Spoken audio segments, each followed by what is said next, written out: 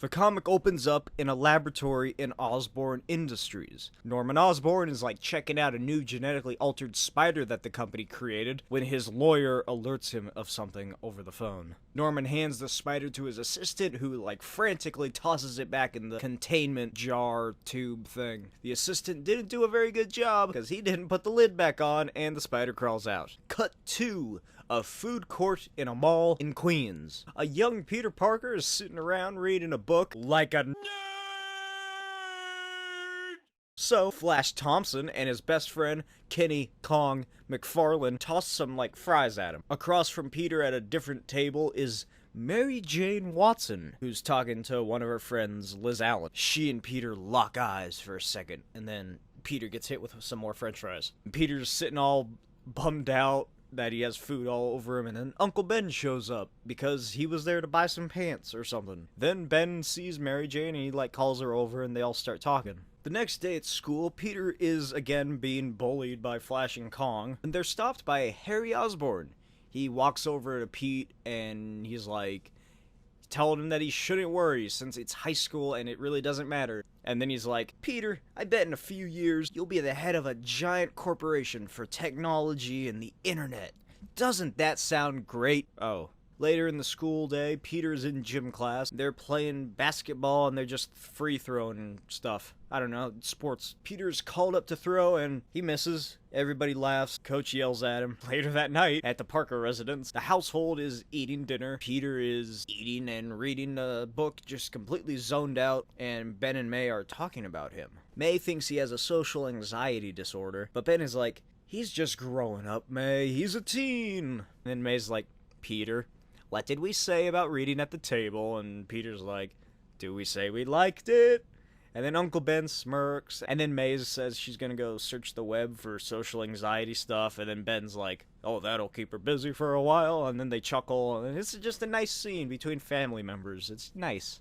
I'm sure nothing bad's gonna happen. Even later that night, I guess, Peter and Harry are hanging out in the basement at Peter's house, and Peter's doing some stuff on a computer, while Harry's looking at some, like, science stuff that Peter inherited from his dead father. And then Peter sort of gets infatuated with this, like, mysterious formula that his dad was working on, but he never finished. So now Peter's been trying to complete it. Harry leaves, and when he arrives at his house, Norman is arguing about something on his phone, and Harry comes up and asks him about the school trip to the laboratory tomorrow. Norman just looks at him and yells, Martha! Martha! Martha! Martha! And then he has his assistant kick Harry out of the office. What a dick. The next day at OI Laboratories, Peter's class is now on the field trip. They're like walking through the halls on the tour. That scientist has a fucking cat in a giant jar. What are you gonna do to that cat? Anyway, Peter's walking and suddenly screams in agony. He recoils his hand to see a giant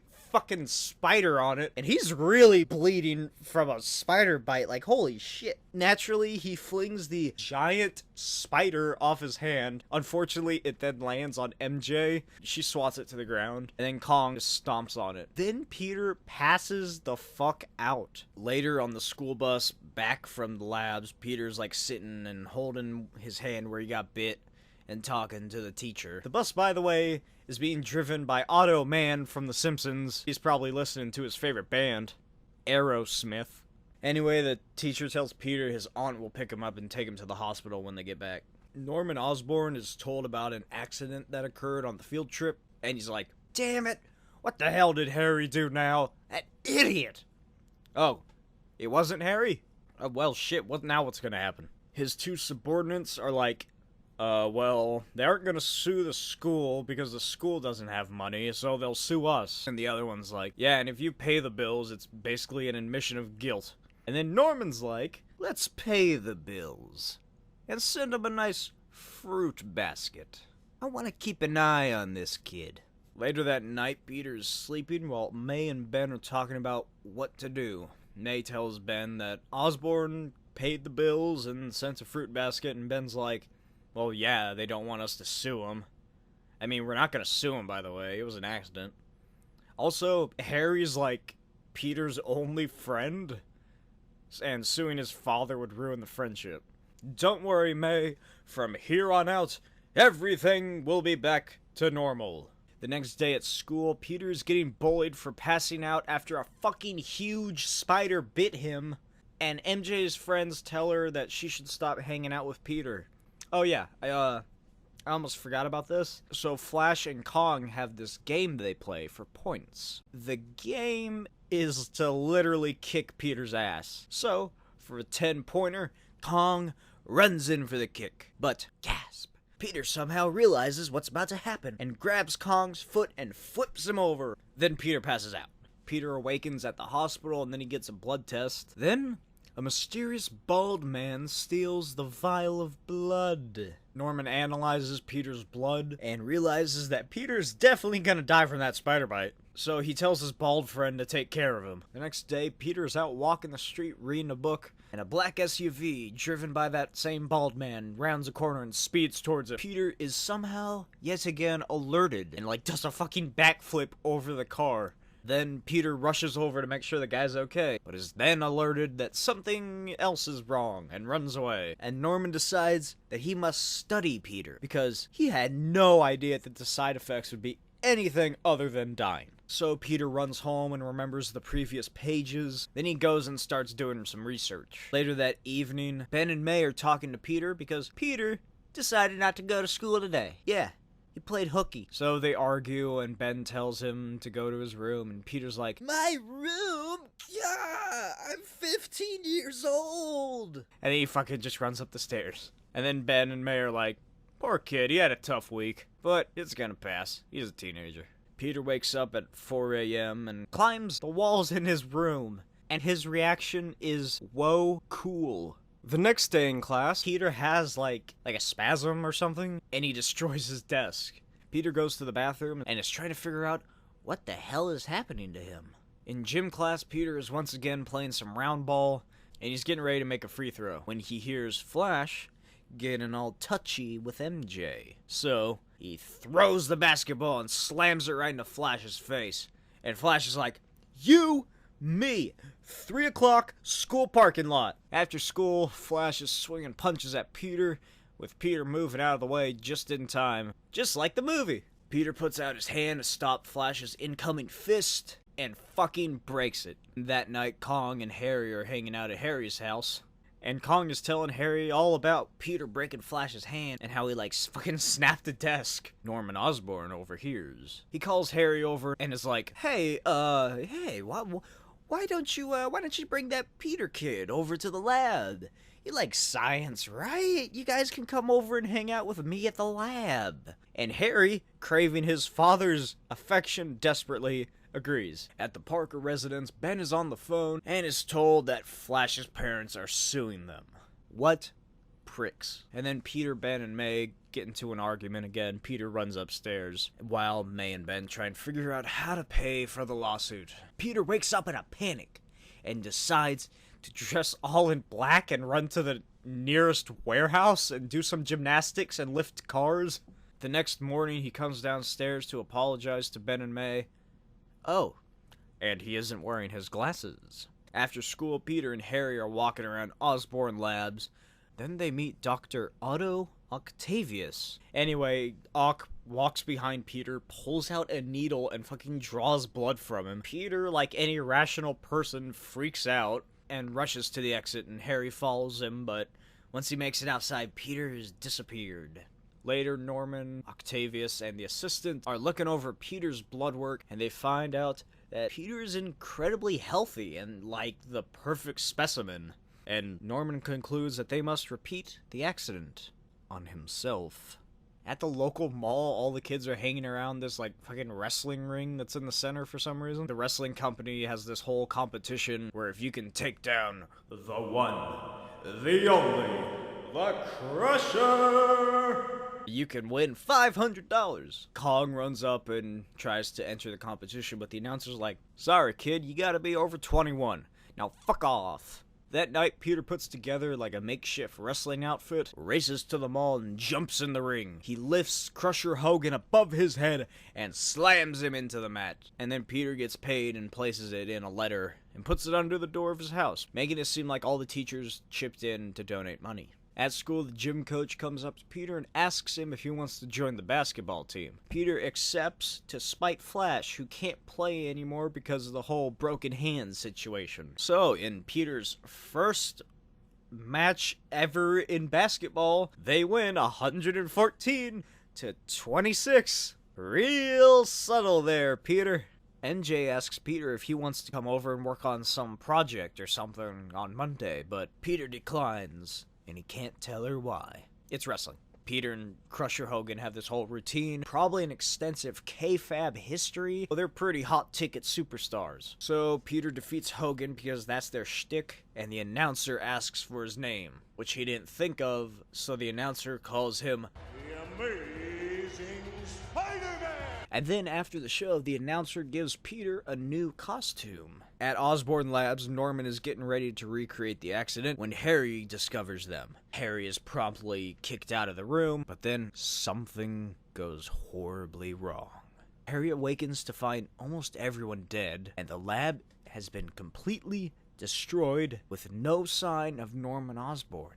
Anyway, Peter is wrestling again, and after the show, he shows up to the manager to get paid, but the manager's like, "You stole all the money, didn't you? That's why you won't give me your name or any documentation." And all the wrestlers chase Peter out of the stadium. So while Peter's walking home all bummed out, he runs into a mugger. I think you know where this is going. Peter doesn't stop him and he gets away. And when he gets home, Ben and May are real angry at him because he got a D in English, and he's a straight-A student. They argue and Peter runs out of the house. Peter goes to Kong's house and asks to crash over at his place. Kong is like, sure, I guess, because he has absentee parents or something. Anyway, Kong is wearing a Spider-Man shirt and Peter's like, what the hell, I never got any royalties for this. Kong has like a party later in the night and Peter's just sitting around on the couch when Liz Allen comes over and asks him where Brainy Jane's at. Peter's like, come on, don't call her that. Liz asks if they're dating and starts coming on to him. Peter asks if she's drunk and she's like,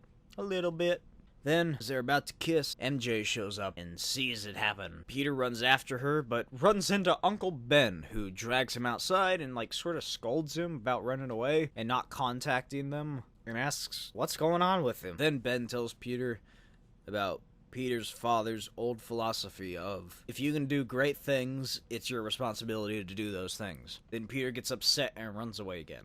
Like all good drama moments, it starts to heavily rain as Peter is leaping around the city trying to clear his head and calm down. Later, after he clears his head and calms down, he returns home to see police and paramedics outside his house. So Harry wakes up in his room to his mom calling out his name. He runs out to the hall to see that his whole house is engulfed in flames, and then he looks up and sees a giant, horrific, shadowy monster. It launches a fireball into the house, and Harry escapes just in time to witness it flying off into the night.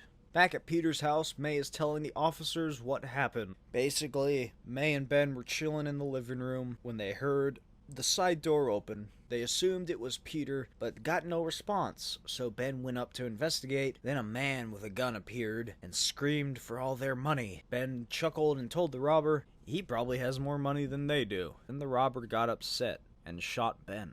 Peter overhears on the police radio that they possibly have the same robber trapped in a warehouse. Peter races outside and changes into his Spider-Man outfit and makes his way to the warehouse. Peter gets there and he beats the shit out of the guy, and then he sees his face. It's the face of the mugger from the other night, the one he could have stopped. Peter then steals his ID and ties him up and lobs the guy out the window for the police. And then Peter finally understands what Uncle Ben told him about responsibility, and Spider-Man is born. Then Peter's walking home when he runs into MJ, who was waiting for him. Peter breaks down and starts crying, and MJ comforts him. At the Daily Bugle, J. Jonah Jameson is angry that their headline is about giant fire at the Osborn mansion and not on Spider-Man. Jonah tasks Ben Urich with finding out all he can about this Spider-Man, and that his Kingpin case can wait. At home, Peter is dancing around in his underwear because he finally figured out this formula his dad had left unfinished. What's the formula for, you may ask? It's the formula for his webs. At school, Peter falls asleep and then breaks another desk. Then he quits the basketball team before running into Harry. Peter and MJ rush to him, asking if he's okay. Then Peter's spider sense tingles, and a huge explosion goes off. The place catches fire, and everyone runs outside. Harry starts freaking out because he is coming for him. Then, Spider-Man leaps over everyone's heads and races inside. Turns out, a couple minutes ago, Peter ran into the bathroom to change into his costume, which he for some reason wears under his clothes, but realizes that if people see Spider-Man come out of the school, someone could put 2 and 2 together. So he leaps out the back and changes in some bushes, and then he runs around to the front. Spidey races inside to find a massive orc demon monster thing. He fights it through the halls, and then it grabs him and flies out of the school. Then it throws Spidey to the ground, but luckily he has his webs, which I don't like because they're like a weird mucus green. Whatever, he makes a net out of his webs and catches himself. So, Peter and the monster, which, for completely unrelated reasons, I'll call, I don't know, a goblin. Let's just go with a goblin. So, Peter and the goblin fight on the rooftops and make their way to the Brooklyn Bridge, I guess? I don't know, I've never been to New York. So they're fighting on top of the bridge, and then the nearby police helicopter opens fire on the giant beast, causing it to plummet into the cold waters below. Then Spidey escapes and makes his way back to the school. MJ runs up and gives him a big hug, and Peter's like, "Oh, what happened? I got stuck under some rubble or something." Then Harry tells everybody that the monster was his father coming to kill him. An unspecified amount of time later, the Shocker is robbing an armored truck but is quickly defeated by Spider-Man.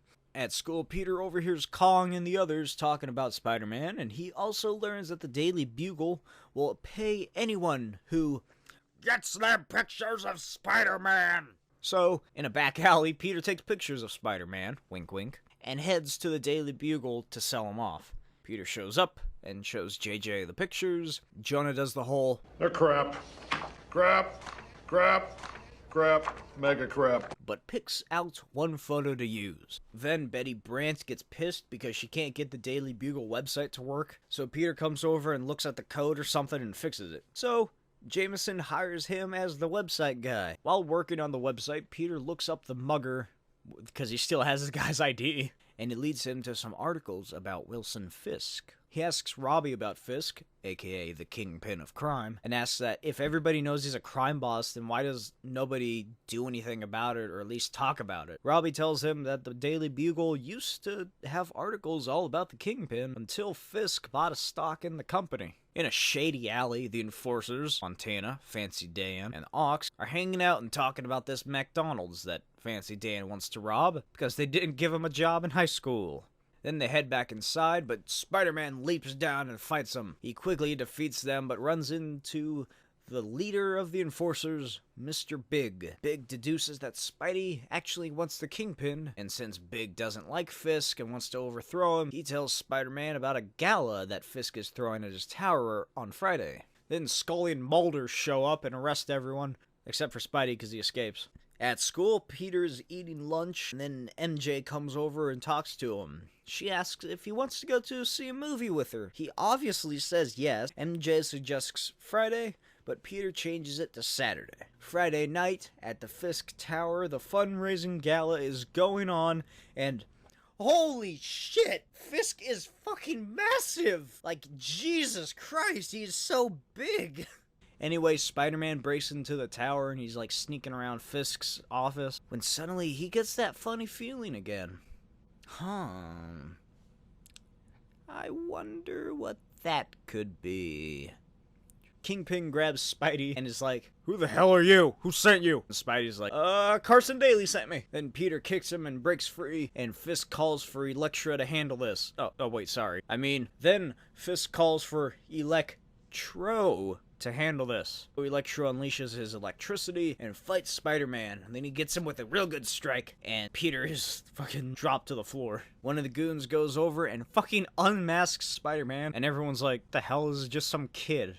I don't recognize this guy." Then Kingpin takes his mask and has them throw Peter out the window. He demands for Mr. Big to make his way to the office and orders Electro to find this Carson Daly person and pushes himself on the side of the building. The next day, Peter wakes up and calls MJ and tells her that he's not feeling good and cancels the plans. MJ starts tearing up and then hangs up. Back at Fisk Tower, Kingpin is talking to Mr. Big. Big complains about Fisk placing himself too far above the common thugs. Fisk orders Ox and Montana to hold down Big. Fisk places the Spider-Man mask over Big's head and fucking crushes his head with his massive hands in some weird catharsis for being upset about Spider-Man. The next morning, the police find Big's body washed up in the river. In history class, MJ and Peter are talking through some notes. Peter apologizes about Saturday, and the teacher is like talking about the Nixon tape. She asks why Nixon would record his every activity and move, and this reminds Peter about the security camera he saw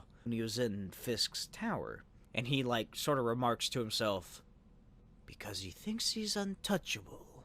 In the computer lab, Peter's researching the brand of security cameras when he remembers that English class has started. And I guess he was sent to see the school psychiatrist, Dr. Bradley. And she asks him about the giant monster that attacked the school and how it makes him feel. And then she starts asking him about his family. And Peter's like, yeah, I'm just gonna head out now. At home, Peter checks his email to see that the company has replied about the security camera. He researches the camera even more and finds an online video narrated by Patsy Walker, aka Hellcat. Anyway, it's just a presentation about how the videos are stored on discs and the security and stuff like that. At night, Peter breaks into Fisk Towers again and sneaks into the basement where the footage is being held. Fisk, maybe stop spending all your money on security cameras and get some actual security to make sure people aren't climbing in your tower. Peter is found, and one of the guards shoots at him, but hits the power box by mistake. Peter finally finds the discs that have the footage of Fisk's office the night he killed Big, but is immediately attacked by the enforcers and Electro. So Spider-Man fights them all and defeats them, and then he makes a beeline for the exit. But right before he walks out the door, Kingpin appears behind him. Spidey turns around and says, I promised myself that if I ever met you face to face again, I would tell you something. You are so fat that when you cut yourself shaving, marshmallow fluff comes out. You are so fat that your high school yearbook photo was taken from a helicopter. You're so fat that when you get on the scale, it says, 1 at a time. In a fit of rage, Fisk screams and pops off all of his shirt buttons and charges Spidey, but misses all of his punches. Then Spidey webs his hands to the wall, and then webs his face and escapes. The next day at the Bugle, Ben Urich finds a letter and a box of discs on his desk. He reads the note and then takes him to Jonah's office immediately. Peter then uses a company phone on company hours to make a personal call to MJ. Peter tells her to come over to his house after school tomorrow because he has something very important to tell her. Cut to the jungle. Fisk is reading a newspaper about the leaked footage of him killing Mr. Big, and he's talking to his lawyer who tells him that it's gonna be a while before he can return to New York. Back in New York, Peter and MJ are sitting around in Peter's room, and Peter tells her that he is Spider-Man. And then she literally falls off the bed with laughter. So Peter hops on the ceiling and climbs around, and MJ freaks out. But Peter tells her his origin story, and she's like, oh my god, this is awesome, you're a superhero, oh my god, everybody loves you. MJ, in complete joy and excitement, starts jumping on the bed. Peter tells her to stop since Aunt May is in the house, and bed squeaking probably sounds pretty bad out of context. Then Peter tells her that no one else can ever know about this, and that she is the only person who knows that he is Spider-Man. And then she's like, wow, I can't believe this. I thought you were just gonna kiss me. And then Peter's like, well, I mean, if you want to kiss, why not? As they slowly move closer and closer to each other, Aunt May knocks on the door and tells MJ that her mom is on the phone. Apparently, MJ has to be home immediately to clean out the litter box. So she says her goodbyes and leaves. May makes Peter uncomfortable by hinting at sex and asks if he even knows about it. May tells him that there is no hanky-panky in the house. Then she tells him that Mary Jane is a special girl and that she likes her. And Peter remarks that she is a special girl and that he likes her too. And then May tells him that his parents met in high school. She closes the door and Peter falls back onto his bed with a big smile on his face. The story begins in NYC as a woman is robbed at gunpoint by two junkies. They run off to a back lot and prepare to make their getaway into the sewers. The younger of the duo says that he's unsure about this part of the plan after he's heard all of the stories about monstrous alligators and horrible worm parasite men. And he suggests that they just take the subway. But the older man calls him a wuss and says that there's nothing to worry about. And then he's dragged down into the darkness. The younger man hears panic splashing and then silence. And as he steps slowly to the manhole, a reptilian eye shimmers against the sunlight. Flashback time! Dr. Kurt Connors is working in a lab at whatever university he teaches at. I think it's Empire State University. The dean of the uni walks in and, in front of everyone, announces to Connors that the funding for his project has been cut. The dean says that attendance is down at the school and Connors' work is just taking too long and they don't have enough capital. Kurt then starts rambling, and Kurt just begins yelling and ranting about how reptilian DNA has a number of benefits that could be provided to humans through genetics, like how the lizard releases its tail and is able to grow it back, or how the male lizard holds the female's head in its mouth as it deposits sperm deep within its cloaca, and the lizard's hooked, spinal-knobbed genitals.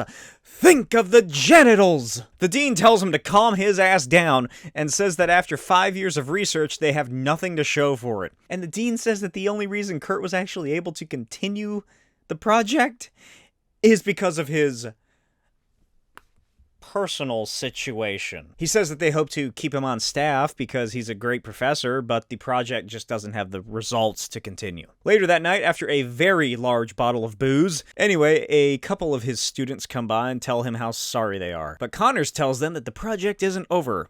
They are conducting Phase 7, Human Trials. And this right here is why you get John fucking Toddleben on a comic. The 13 pages leading up to this just look like a normal fucking book. Toddleben does this. You'll probably mostly know him. He's most well known, I'd imagine, from his time on Saga of Swamp Thing. You know, the Alan Moore classic. He and Steve Bissette were like the main artists on that series. The next night at the Parker residence, mild-mannered teenage nerd Peter Parker watches the local news as a report from a student at the Empire State University discusses her experience of a professor whose experiment turned himself into a monster. Young Peter tells his Aunt May that he's going out for a bike ride, when in reality, he is crusading the streets of New York against crime and villainy as the Amazing Spider-Man. Spidey makes his way to the university and sneaks inside the now wrecked laboratory and into Dr. Connors' office. He notices a family photograph when a security guard rocks up and orders him to stop,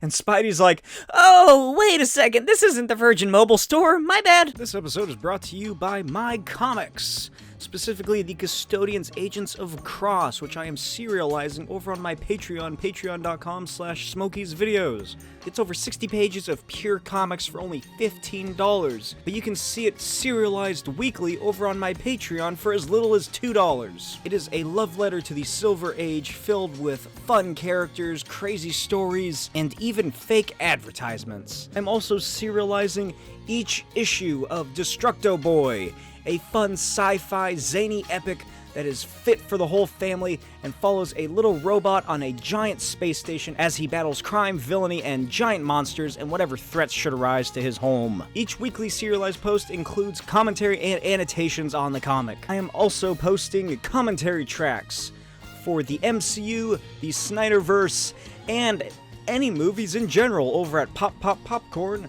which I will be posting a audio commentary track of any movie and a follow-up discussion video. There's also behind-the-scenes progress posts of The Custodians as I am working on it, original art, and much more. Sometime later, Spidey enters the sewers after recalling the media report of that mugger who had been killed by a sewer monster, and Peter just kind of starts wandering through the tunnels when his spider sense goes off, and the lizard assaults him from beneath the water. The lizard slashes at Peter and makes horrific lizardy noises before resubmerging, and Peter tries to speak to what was once Kurt Connors, but it's no use, and he's tossed into the ceiling. The lizard breaks out at him again, and Spidey narrowly avoids the razor-sharp claws. Peter backs away and pleads with Dr. Connors that he only wants to help him and that he doesn't want to fight. And then the lizard, somehow without lips, says this: "You fight."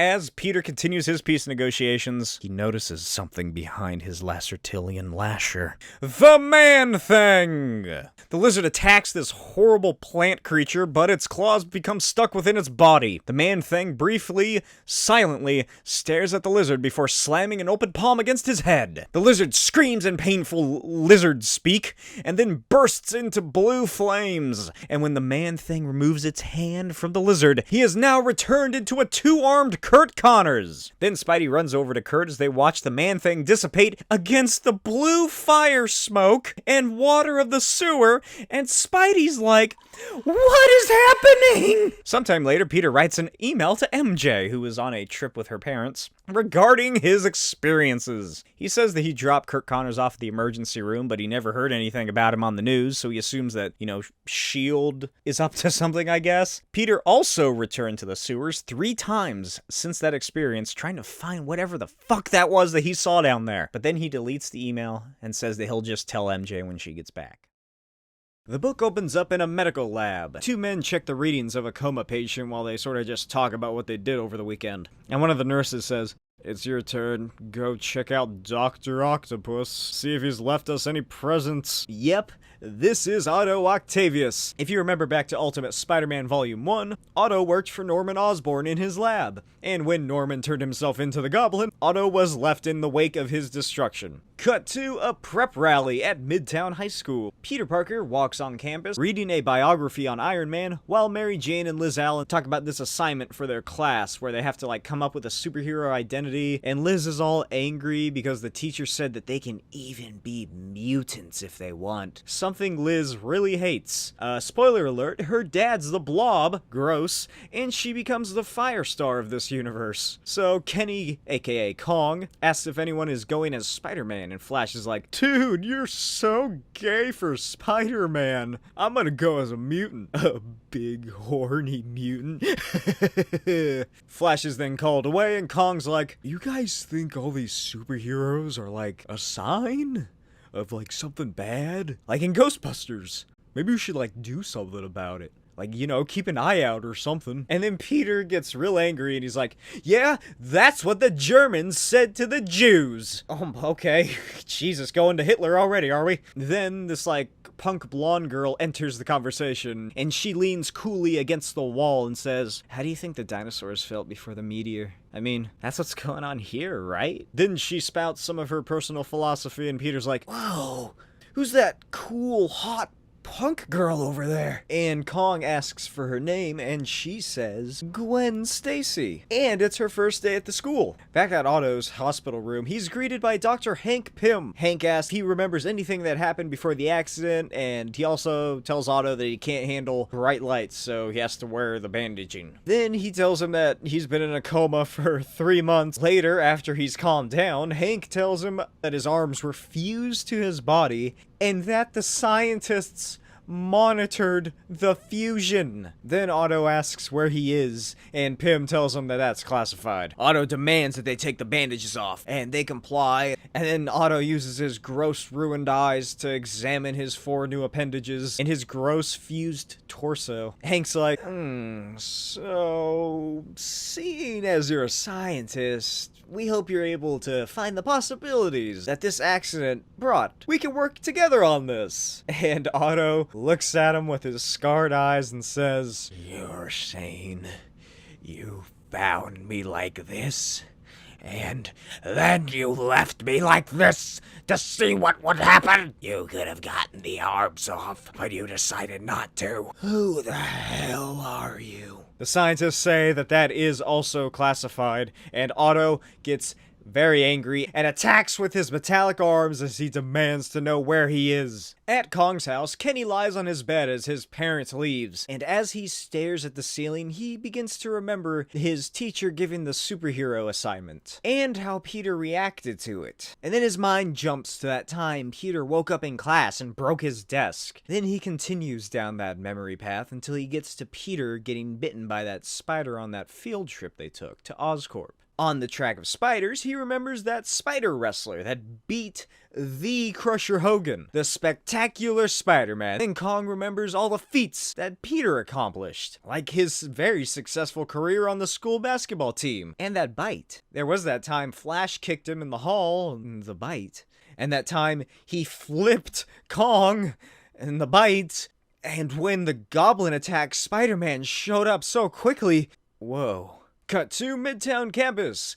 Kong tells Flash that Peter Parker is Spider-Man. Yep, Kong figured it out. Flash tells Kong he's out of his mind, and then Liz comes over to see what all the hubbub's about, and Flash brings her up to speed. Then they all look at Peter, and Flash is like, "Come on! Y'all know he's not Spider-Man. Just look at him." Kong brings up the excellent point about all those desks Peter broke, but Flash dismisses it. So Kenny brings up the time that Peter flipped him and broke Flash's hand, and Flash is like, "He got a lucky shot on you, and I just hit him wrong." Hey, remember that game Flash and Kong used to play where they kicked Peter in the ass? Well, Kenny is enticed by Flash to do it, so he runs towards Peter. And as Peter's going through his locker, his spider sense goes off, and he's like, well, the Academy Award for the best performance of a superhero trying to keep his identity goes to me. And then he's kicked in the ass, and he's like, oh, God, why? Why would you do that? What's wrong with you? And then Gwen comes up and asks what the fat boy's problem is, and tells him if he ever does something like that again, she'll stick him like the pig he is, and then she pulls out a fucking knife. Then a teacher comes through and breaks up the crowd as Gwen drops the knife, and then he pulls her away. Cut to some New York street. A robber runs away with a purse, but is almost immediately stopped by Spider-Man. Spider-Man webs him to the ground and gives the purse back to the woman, and then she runs away in terror. Everyone stares at Spider-Man, and then in the crowd he notices J. Jonah Jameson. Spider-Man walks in front of Jonah and says, "Hey, aren't you the guy that's been printing all that totally made-up garbage about me just to, like, sell newspapers? Well, I have one thing to say to you. I love the paper, it's hysterical." Then he leaps up the wall of the Bugle and swings away. Jonah stands in horror next to Robbie and says he just wants to go inside where it's safe. And as he takes a step, he immediately trips because Spider-Man webs his feet to the ground. Later that night, after having escaped from some government hospital in South Jersey, Otto scales a large skyscraper and smashes through the window. Otto stands in the office room he just broke into and begins to monologue. "How do you sleep at night? I'd really like to know. Like a baby, I bet. But I wonder if you realize how evil you truly are." "What? Oh, please. Don't insult me with your sleazy used car salesman talk. I know you tried to kill me. It's just all so blurry. I trusted you, and now look at me. Our relationship was based on lies and deceit. You paid me money to give you information that doesn't belong to you. And I did it. We are liars and cheats. I guess you ran out of uses for me, so you tried to destroy me. I know it was you. I just can't remember what you did." Then it's revealed that Otto is actually talking to a painting of a very old man, and Otto vows to take vengeance on him as he begins to tear the painting apart. Cut to Peter watching TV at work. He watches a promo for this reality show starring Kraven the Hunter, who in this universe is like a crazy Steve Irwin instead of a Russian guy. Kraven says he'll be coming to America to hunt the most dangerous game. At the police station, George Stacy is talking to his daughter about what she did in school that day. George wonders what he has to do to get her to snap out of her sullen little phase, and Gwen says that they aren't talking.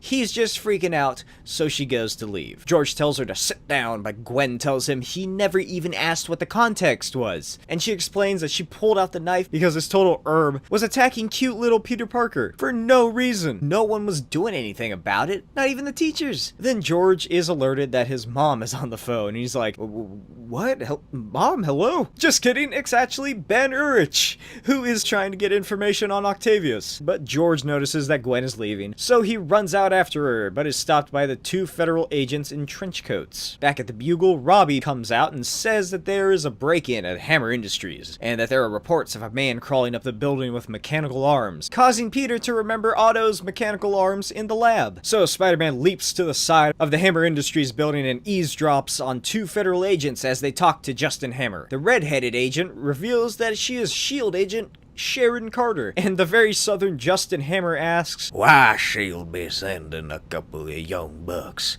to investigate a break-in. Then he tells his assistant to leave, and Agent Carter asks if he knows who Otto Octavius is, but Hammer says he's never met him. The agents exposit about Otto, but then Hammer sees Spider-Man's head peeking over the window, and the agents turn around, aim their weird guns, and shoot fucking like incendiary bullets, I guess, at Spider-Man. Later at the airport, Kraven arrives to a massive crowd of reporters. Someone asks him why he's there, and Kraven says, I'm here to hunt a one-of-a-kind species. I'm here to hunt the one you call Spider-Man. "What are you gonna do to him when you find him?" Oh, I'm gonna kill him with me bare hands. At the Parker residence, Peter watches Kraven make this statement on TV as Aunt May comes down to say goodbye and leaves. 1 week later, in like history class I guess, the principal brings Gwen into class and says her father, the police captain, guaranteed that there will be no more incidents. Then Gwen apologizes and she sits down and the principal leaves, and then Gwen says that the chubby load over there needs to apologize to Peter. They argue and the teacher tells them to shut up, and then class continues. Cut to Justin Hammer's limousine. Hammer talks to a scientist about the development of superhumans, and it's revealed that Hammer sold Electro to Fisk. And then Hammer asks about the Sandman project, and the scientist says that they're having a few minor bumps in the road, and it cuts to this horrifying photo of Flint Marko, aka the Sandman Project. At the harbor, a press conference for the new energy project called the Dome Project, which is like an offshore alternate energy facility. Justin Hammer begins to speak as he brings up this like live feed of the lab on the big screen behind him. Hammer gets a question from a reporter from the Daily Globe named Eddie Brock, and as he answers it, Octavius appears at the facility and violently murders the staff behind him. Ben Urich asks Hammer what his relationship to Otto Octavius is, and Hammer says that there is none. And then he turns around in horror to see Doctor Octopus staring into the camera at them. Meanwhile, at Midtown, the principal tells the students that Kraven the Hunter will be filming in their school when he's alerted about the attack at the Dome. And in the crowd of students, Mary Jane tells Peter to go. Police helicopters circle the dome while Spider-Man hangs on to one of them, and he swings down and around, but the police start firing at him, causing Spidey to fall into the facility right in front of Doc Ock. Octopus smacks him around with his tentacles and grabs Spidey by the throat, and he's like, What the hell is this? Then Spidey claps his ears and kicks him in the jaw, knocking off his glasses, and Spider-Man's like, hate to break it to you, but your screwed up eyes are the least of your problems. First of all, what's with the green jumpsuit? Where did you even get that? So it's either two separate pieces of outfit, a green shirt with matching green pants, or it's just a single bodysuit that he cut in half. Anyway, Spider-Man webs his tentacles, but it's easily broken, and Peter gets his ass kicked by Ock as he makes fun of his hair. Octopus grabs Spidey by the wrists and begins to choke him, and Peter realizes he's not going to be able to fight him because he's quickly losing consciousness. Suddenly, one of Doc's tentacles creates like tasers, because these arms have like the ability to morph into like different things, and sends Spider-Man flying out of the building and onto a dock. Later, he finally awakens to find he's surrounded by SWAT. Then Spider-Man leaps off the dock and swims away as he's chased by Scuba SWAT. Luckily, he like takes off his shirt and escapes and makes it to land. Later, Mary Jane helps Peter recover in his basement as they watch Hammer speak about Otto and Spider-Man, who Hammer suggests is working with Doctor Octopus. Mary Jane tells him to forget about the spider slander, and then she suggests maybe taking a fighting class or something. And Peter's like, no one does this to Captain America or Iron Man, just me, every time. Then they talk and MJ says that he should skip school tomorrow so he can heal, and that Kraven is also going to be there. Peter says that Kong will just start telling everybody that he's Spider-Man again if he doesn't show up, and then MJ tells him that she'll come over and sew him a new costume, and then they kiss, and MJ heads home. Then Peter sits there and recaps to himself. First, there's the crazy former scientist with giant metal arms, who may or may not remember that Peter is the one who got bitten and therefore basically knows his identity. Some like cheesy TV show host who wants to hunt him? What is that? And there's the police, they're also looking for him. And the government agents, of course. Also, he lost his costume. Then Aunt May comes home and walks down the stairs. Peter somehow sneaks out of the basement doors and upstairs to the bathroom where he falls on the floor, and Aunt May asks if he is okay, and Peter says, yeah, it's bad poops. The next day at school, the TV production is getting ready to film in the cafeteria. Then Craven walks through the cafeteria and over to a big hole in the wall that's boarded up, and he starts like smelling it to get a scent, and then he turns and makes eye contact with Peter. Craven follows his nose wherever it goes through the cafeteria, and he's acting like this badass hunter who's like stalking his prey, and then Gwen says, hey, is it just me or does he smell vaguely like kitty litter? And then Craven turns around and just fucking stares her down. After school, MJ finishes the spider top for Peter, and she asks what he thinks of that Gwen girl, and Peter's like, yeah, she's alright, kinda screwy, don't you think? But she's a lot more interesting than anyone we know, so there's that. Then MJ goes to leave, and Peter asks if she's mad at him, but she says no, and she leaves. At Hammer Industries, Justin Hammer walks into an elevator and heads up to his office, where he finds Spider-Man sitting on his desk. He quickly webs up the guards and the assistant before he tells Grand Moff Tarkin to be quiet. Peter's like, what, trying to like divert the attention from Doctor Octopus trying to kill you by trash talking me? Actually, yes, I was. Then Spider-Man says Hammer is on his own when it comes to Doc Ock, but then Hammer asks how much it'll cost for Spider-Man to protect him from the Doctor with the arms. And Spider-Man's like, oh, fuck off.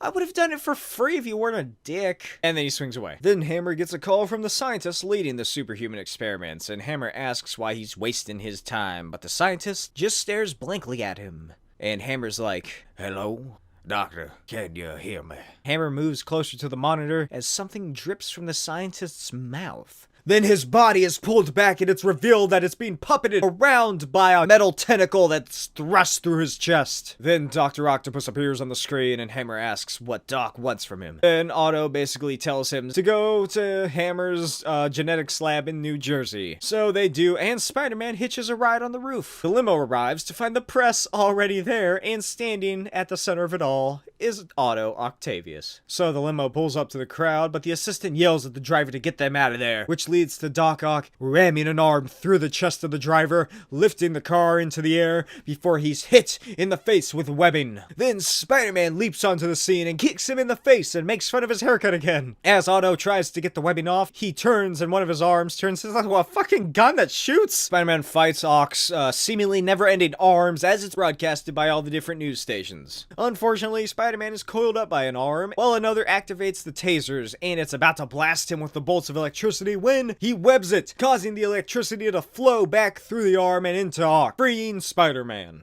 Ock makes his way to the limo where the assistant tries to help Hammer, and as Doc is about to kill them, he's pantsed by Spider-Man. The embarrassment of people seeing his tidy whities allows Spider-Man to gain the upper hand, and Otto is clocked in the face before Spider-Man tackles him to the ground, where he webs Otto's head to like the parking lot and breaks off one of the arms. A reporter named Tracy Hale begins reporting that Otto Octavius has been subdued by Spider-Man and that she will attempt to get a statement, but then Craven the Hunter shows up in full Craven garb, and he confronts Spider-Man and he's like, our time has come, insect. Our battle is now. Then Spider-Man brushes him off and goes over to the limo to check on Hammer and the assistant tells him that she thinks Hammer died from a heart attack. Spidey's like, hey, like lion guy, I'm gonna rip the door off.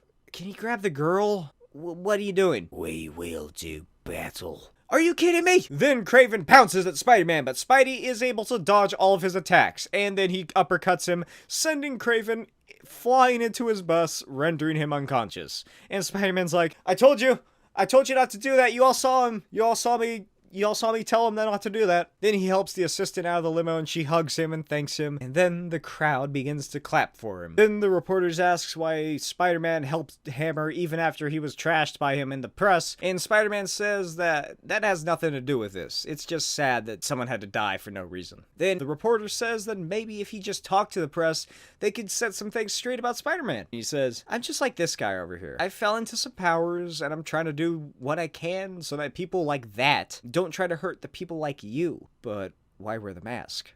I want to do what I can, but I have family and friends, and I don't want to put their lives in danger. People might have a hard time trusting me, but I have a hard time trusting people who wear bigger hats. And people like that J. Jonah Jameson guy who used me to sell papers by trashing the crap out of me, I just don't care. Because a guy a whole lot smarter than any of us told me that with power comes a great deal of responsibility. And that goes for everyone. Then he swings away, and Kraven is arrested by the police, and S.H.I.E.L.D. arrives for Otto and to secure the genetics lab. Later, Peter arrives home in the middle of the night, and he slowly opens the door to find Aunt May waiting for him. May asks why he's coming home at 3 in the morning, and Peter says that he was waiting for a train because he was, at the Daily Bugle. But May says that she called the Bugle, and they said he hadn't come in all week. Peter tells her that people probably just didn't notice him because he's just the kid. Then Aunt May demands he tell the truth, and Peter says he was with MJ, and he just didn't want her to get mad. Then Aunt May says, Mary's house was the first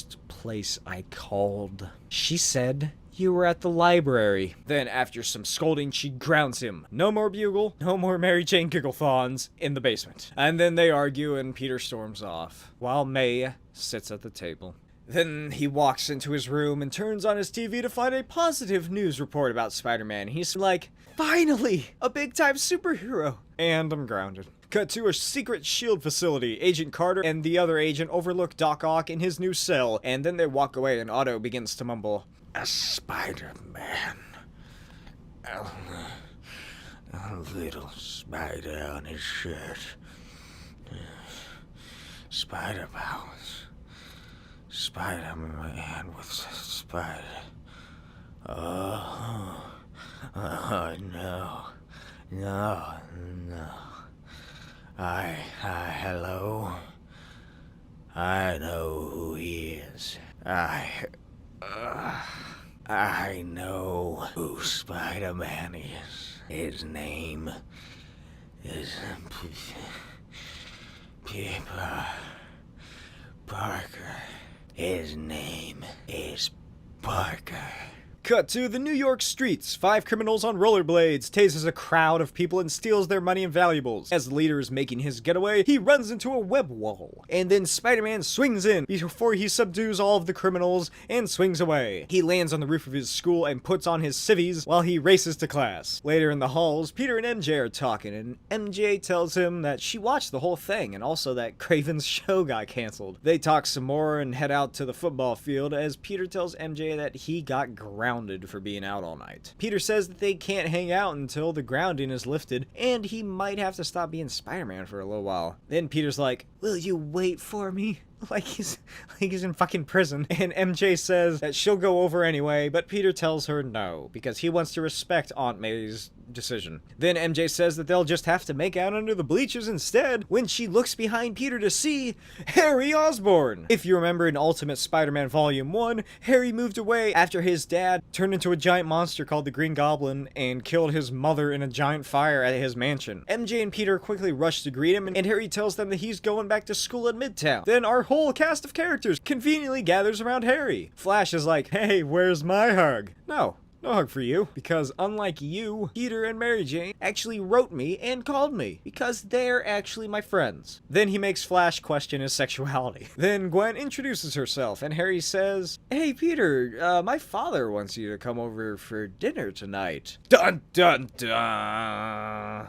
The last time we saw Osborn, he was the Goblin, and he fell into the river after a duel with Spider-Man atop a bridge. And Harry had to move away with, like, his aunt or something. Peter says he's grounded, and Harry laughs at the idea, but then he says that he'll tell his dad, like, some other time. After school, Peter leaps over the rooftops thinking about what he's going to do, especially since Norman Osborn knows Peter is Spider-Man. He arrives home to find a limousine parked outside his house, and he walks inside and finds Aunt May and Osborn's assistant. May tells him that Osborn invited Peter to dinner with him and Harry, and Peter's like, but I'm grounded. May says it's fine because Harry's back in town, and then the assistant says, oh, Mr. Osborn says to bring your knapsack, so bring your knapsack as well. And Peter reluctantly goes along with it and nervously rides in the limo. Peter arrives, and Harry brings him inside, and they ride up the elevator as they catch up some more. They get to the penthouse, and Peter finds an indoor shark aquarium. Then he looks at the TV and sees reports of Spider-Man fighting Ock. Then, from the shadows,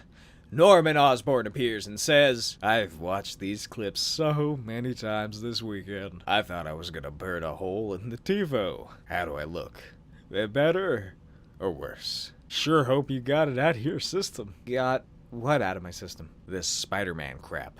You're done. What's going on here? How are you alive? What's going on here is I own you. You're you because of me. You know it. I know it. You're done. As for how I'm alive, I've evolved. Then he stabs himself in the neck with a big-ass syringe and turns into the Goblin. The Goblin looms over Peter and says, Okay, just so we know who's in charge. Dad, it's here! Be right. Be right there, Harry. Poor Harry. Everyone around him has secret identities, and he has no clue about any of it. Then Norman explains that he sends Harry to hypnotic memory repression sessions with Dr. Warren. Then Norman turns himself back into his human form and continues his monologue. Maybe one day when he's ready, he'll find out. But for now, it's our little secret. Because from this day forward, you belong to me. You work for me. You do as I say. And for that, you will be rewarded. There may be some things you don't agree with, but you will obey me. Because if you do not, well, first I will torture and possibly murder your dear auntie. I'll probably do it in front of you. Or maybe I'll destroy that girlfriend of yours. Mary Jane, right? So, Pete, do we understand each other? Good. Let's go. Then they go out into the living room where Harry has a VHS tape of a Dateline episode on Norman. They watch it and then Peter begins to freak the fuck out and runs away. He arrives at home and May asks how it went and Peter says it stank. And May says that she shouldn't have made him go. But then Peter apologizes for being out all night and lying to her and May says it's okay. And then they hug. Later in the basement, MJ calls Peter and she asks what's going on, but they're interrupted when knocking comes from the basement doors. Peter looks up in fright and tells MJ that there's someone there. At 11 at night, Peter slowly walks to the doors when they suddenly open to reveal Gwen, who asks if he wants any Girl Scout cookies, and then she says, no? Then is it okay if I kill myself on your front lawn? Then she walks into his basement, and Peter says that he'll have to call MJ back, and Gwen's like, sorry I ruined your phone sex. Nice boxers, by the way. Peter runs upstairs to tell Aunt May that there's a girl in his basement, and May's like, a real one? Fuck it. Damn, May, that's harsh. Peter's like, what? No, it's this, like, weird girl, Gwen Stacy from school, and she just, like, showed up out of nowhere. How did she find my house? She, like, said her mom ran off to Chicago, and her dad's at work, and I don't know. I think she's, like, hurting herself or something. Then Aunt May puts on her bathrobe and tells Peter to put some pants on before heading downstairs. So May makes them some scrambled eggs when George Stacy shows up and thanks her for keeping an eye on Gwen. The next day at school, Peter tells MJ what happened, and MJ asks why he thinks Gwen went to his house. Peter says he has no idea. Then, as he's about to explain more about the Osborn situation, Gwen runs up and hugs him and says, my own personal superhero. Gwen says that after they left, she and her dad talked for a long time, and like, she could tell him later about it if he cares. Also, she tells him that he and his aunt rock. Then she looks at Mary Jane and she's like, hold on to this one, MJ. Solid gold. And then over the loudspeaker, Peter is alerted to go to a certain classroom. At the classroom, Peter meets with the counselor, Dr. Bradley, from Volume 1, and she starts revealing things that no counselor should know, like his trip to the Osborn penthouse, and Norman's new abilities, and if Norman is aware Peter is Spider-Man. Peter starts freaking out and demands to know what's going on, and then Bradley looks at the window and says, do you want to take it from here, sir? Peter looks at the window as well and sees the space in front of him begin to distort. Then Nick Fury appears. Fury introduces himself as he quickly becomes visible. Fury says that with Osborn rearing his head again, it's time for them to talk. Nick tells Peter that Osborn is going to have him kill him, and if he refuses, Osborn will kill anybody Peter cares about. Fury explains that the Oz Project, what made the Goblin, was created for S.H.I.E.L.D. to create a new super soldier serum, which is like the crux of the entire Ultimate Universe. Oscorp was one of the few companies competing for the contract, and his presentations were very flashy and very perfect, while his formulas were a mess of rushed process. So Fury cut ties to Oscorp. Now Osborn's angry at everyone but himself for what he has done to his home, his company, and his mind. Peter asks why they don't just arrest him or something, so Fury tells him that that's not how it works, and that the reason he's there is to tell Peter that he's on his own. S.H.I.E.L.D. can't touch Osborn until he actually does something. Fury tells him that S.H.I.E.L.D. will be watching and waiting, but the very second Osborn crosses the line into threaten a civilian, S.H.I.E.L.D. will be there to back Peter up. Peter's like, and what if you're not there? We will be. And what if you're not? We will be. Then Peter leaves and sees MJ and Harry in the halls, but runs away. At Peter's house, the limousine is back, and May says that Osborn invited them into the city for dinner. Peter, takes him aside and says he really doesn't want to go, and that Osborn is not a nice man, and he might be a criminal and is really shady. And then May says, never met a man with money who hadn't stepped on someone to get it. An old Uncle Ben proverb. May tells the assistant that they'll have to take a rain check on the dinner and maybe another time. Later, Peter swings through the city and he finds the goblin perched on the rooftop. I thought I told you to throw that costume away. I thought you drowned in the East River. Guess we're not as bright as we think we are, huh? Peter says that he wants nothing to do with Norman and asks why he even wants Peter. Goblin says, Circles, circles of life, circles of death, circles of hell, circles of pain, circles of responsibility. oh man, whatever. You steroid using, nuttier than a fruitcake junkie. Then Goblin tells him that he will learn what responsibility means and jumps off the roof. Below them, Mary Jane exits a limo and is met by Harry, but she's snatched up by the Goblin. Mary Jane screams in horror as Harry and Spider-Man both look on. Flashback time. 20 minutes prior, Norman enters his office, grabs his Oz syringe, and dons his cloak. Then he goes up to the rooftop and injects himself. He falls to the ground, hunched over, writhing in pain, as the voices make themselves known.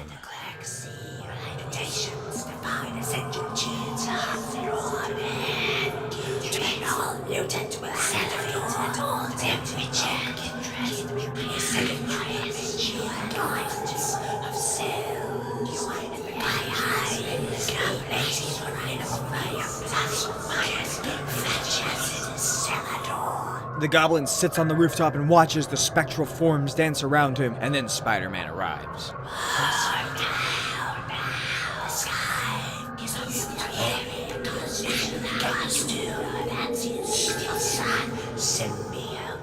I thought I told you to throw that costume away. I thought you drowned. We're not as bright as we think we are, huh? So I take it you'll choose the road most bloody.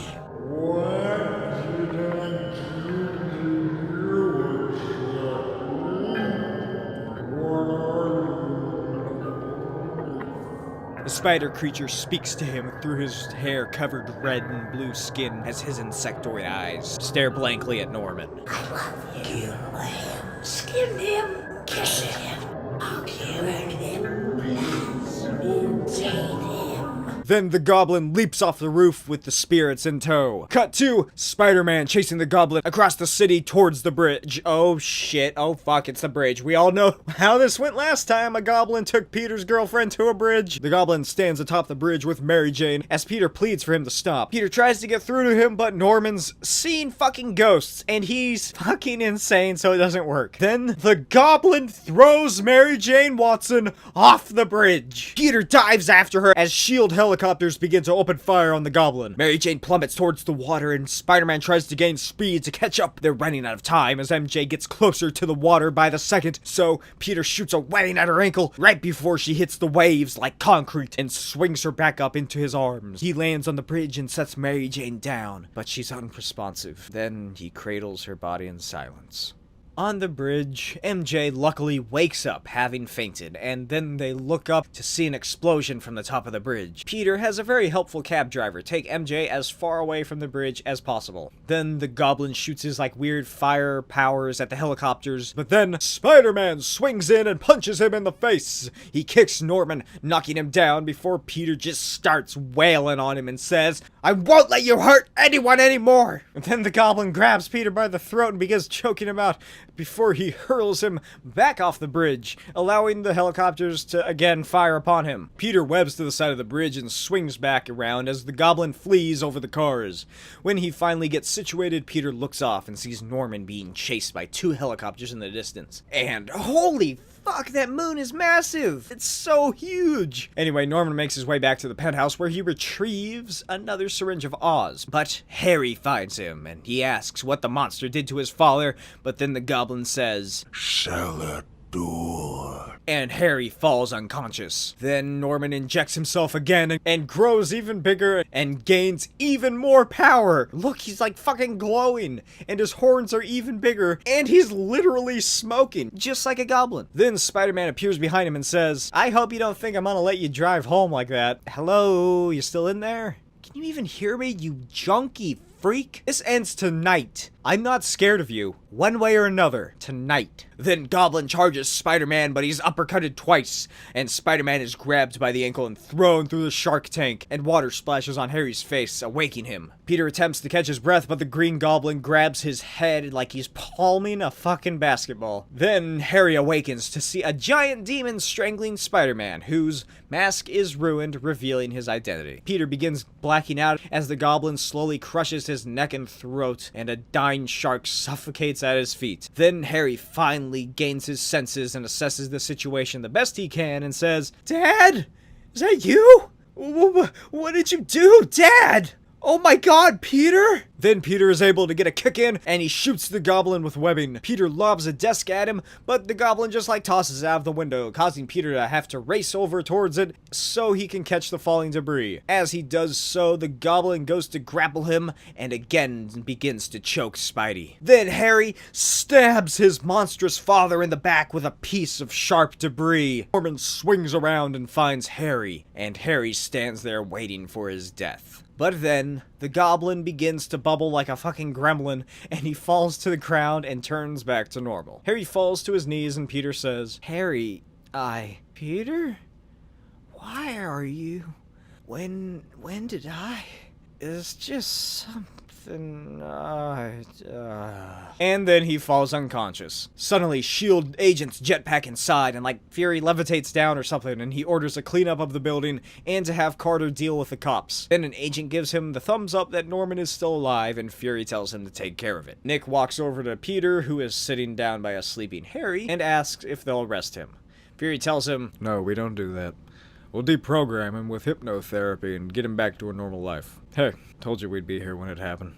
And Peter just looks at him like, you son of a bitch. Then Fury orders an agent to get Peter a new set of clothes, and he asks Peter if he wants some gum before confirming that Mary Jane is safe in Queens. Then he tells Peter, Listen, you're still young, it's gonna be hard to explain this, but the less you tell your girlfriend, the better. Every time you confide in her, you're inadvertently risking her life. My recommendation to you is enjoying your youth. You're too young for the big boys, kid. You'll have plenty of time later. No. I don't think I want to be any part of this big boys world of yours. It's not like you have a choice, kid. You're an illegal, unnatural genetic mutation. You turn 18, you belong to me. That's how it works. Unless you turn yourself into a menace, then I guess things will change. And Peter stares at him with the blankest of stares. All of his hopes and dreams are dead. They have been crushed under Fury's boot. Then Peter runs away and swings out into the city. He swings to the abandoned warehouse meetup that he and MJ have, and he finds her there, and she runs out and hugs him, and she tells him she just wanted to go home, but she did what Peter said, I guess, and go to this shitty fucking warehouse where she could have been mugged, or much worse. Peter asks why she was at the Osborn residence, and she said that she thought he'd be there. Then he's like, but I told you about Harry's father. I told you he was— You didn't tell me anything! You told me you thought he was that monster! You didn't say you knew! Then MJ asks what happened to Harry, and Peter sits on a barrel and says, he's gone again. What happened? I don't want to talk about it just yet, but please. But then they both sit in silence, staring away from each other in this warehouse.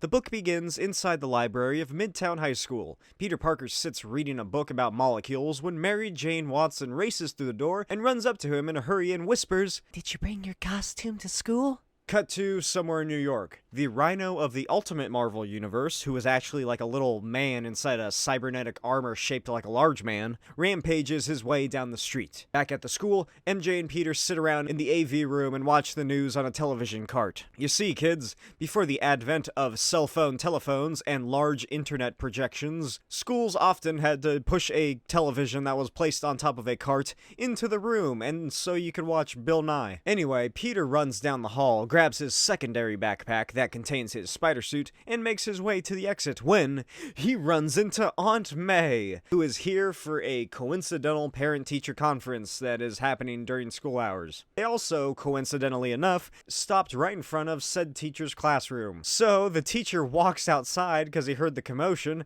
and invites both of them in. And as they talk, Peter stares out of the window as he thinks about all the damage the rhino's doing, when his teacher says that Peter's been seeming rather distracted and unfocused lately. He doesn't want to see Peter, a star student, fail, which is why he called Aunt May. Peter then makes the excuse that he needs to be in the study hall to help a foreign exchange student with his chemistry homework, and books it out of there. Then he walks down the halls when the principal, I think, and a resource officer come through the doors, and he runs away again. Then he sneaks through the cafeteria and out of the back doors and past the dumpsters, where he finds Gwen Stacy crying in a pile of garbage. Peter asks if she's okay, and she just tells him that she's fine and that she's a tough chick. Then she tells him to just leave because that's what everybody else does to her anyway. Peter tries a slightly calmer approach and helps her up and asks again what's happening. Gwen tells him that she thinks her mom is going to leave the family, especially since she heard her mom talking over the phone about leaving her family. And Peter's like, oh, I'm sure she was just like venting or something. And Peter like tries again to pull her up to her feet, but she fights out of his hold, and Peter says, Gwen, I want to talk with you, but I have to go. I have something really important. I'll find you after school, I promise. So Peter runs past, I guess, a PE class who are playing football when he's hit by the football in the back of the head. Flash Thompson begins laughing along with all of his buddies, so Peter throws the ball onto the roof, and then they all stop laughing because Peter ruined their fun of torturing a kid, so they chase after him so they can kick his nerdy ass. Peter rounds a corner as Flash threatens him with atomic wedgies, but then the bullies discover an empty little courtyard and no nerd to be found. So Spider-Man finally gets airborne, and he swings all the way into the city, only to find that Iron Man has stopped Rhino. So Peter swings away. Later, at a bank, Daily Bugle reporter Ben Urich, or Urich, I think it's Urich, I can't remember how I've pronounced it before. Urich? Ben Urich? Ben Urich? Ben Urich? Flirts with a clerk when a crash comes from behind them. Ben turns around and finds Spider-Man holding a security guard and exclaiming that this here's a robbery, see? J. Jonah Jameson was right. Spider-Man tosses the web security guard to the ground and runs up to the bank manager and just starts beating the shit out of him. And then he throws the guy through the glass divider and shoots his webbing and swings through. Then he yells, "Get moving, or I swear to God I'll snap someone's neck." It's like if Zack Snyder directed a Spider-Man movie. At the Bugle, J. Jonah Jameson exclaims how happy he is that Spider-Man finally robbed a bank and that Ben Urich was the only one there. Then Peter rocks up and asks Betty Brant what Jameson is on about, and she tells him about the robbery. Spoiler alert, it was Peter. Wait, no, that's not right. Spoiler alert, it wasn't Peter. As J. Jonah Jameson begins blasting off titles for the newspaper headlines, Ben says that he's not quite sure it was the real Spider-Man. And JJ's like, "What? Listen, Jonah, the guy didn't have the same flair as the one I saw fighting Doc Ock. Also, his voice sounded awful." Oh, come on! Why would Spider-Man all of a sudden... Why would a successful football player all of a sudden kill his wife? People turn like milk. And I'm not going through this rigmarole with you again, Ulrich. Did you or did you not see Spider-Man rob a bank? So the two go through this rigmarole again until Ben finally throws his hands up and agrees to write the story. Then JJ stops and just stares at Peter and asks what happened to those pictures he brought them that one time. And then he decides to use Peter's picture of Spider-Man to defame himself. Later that night, Peter rides the subway home as he sulks about his day. He walks down his neighborhood when he looks up and discovers a police car in front of his house. And he's like, "No, not again!" He races across the street and opens the door and runs into the living room and finds Gwen Stacy sleeping on the couch. Then he moves quietly down the hall and overhears Aunt May talking with Captain George Stacy about Gwen staying at her home while he goes out of town for this police convention, I guess. George says that his wife is officially out of the picture, And when they hear Peter moving in the hallway, Aunt May tells him that Captain Stacy is going to a police detectives conference in Atlantic City this weekend, and that Gwen is going to be staying with them until he gets back. Later, Peter washes his suit as he tells MJ about Gwen, and MJ's like, "She's sleeping here? Why is she here?" Her mom left, and her dad and my aunt are like friends all of a sudden, and are you angry at me for this? Then MJ yells at him because she's a teenage girl who's getting jealous about another girl sleeping in the same house as her boyfriend, and Peter's like, "You don't trust me?" MJ says that she doesn't trust Gwen, and Peter's like, "What do you want me to do? Tell my aunt to kick her out?"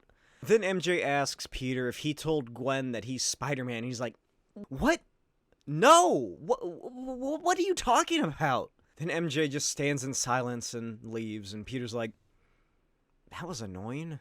Later, Peter and Gwen do their homework when the television cuts to a news bulletin about a standoff with Spider-Man at a jewelry store, and Peter asks Aunt May if he can go over to MJ's place. At the standoff with Spider-Man, Spider-Man swings into the scene. All the police train their weapons on him, and he's like, "You realize you're talking to the real Spider-Man, right? Which is why I'm out here, not in there. You can clearly see that there's another me inside there, right? Hence why I'm not robbing anything.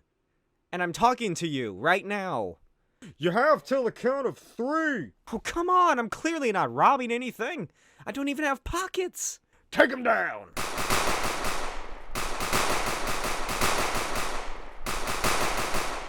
Spider-Man falls as the rain of bullets smashes the glass, and he's shot through the shoulder before he falls to the glass-covered ground and is surrounded by police.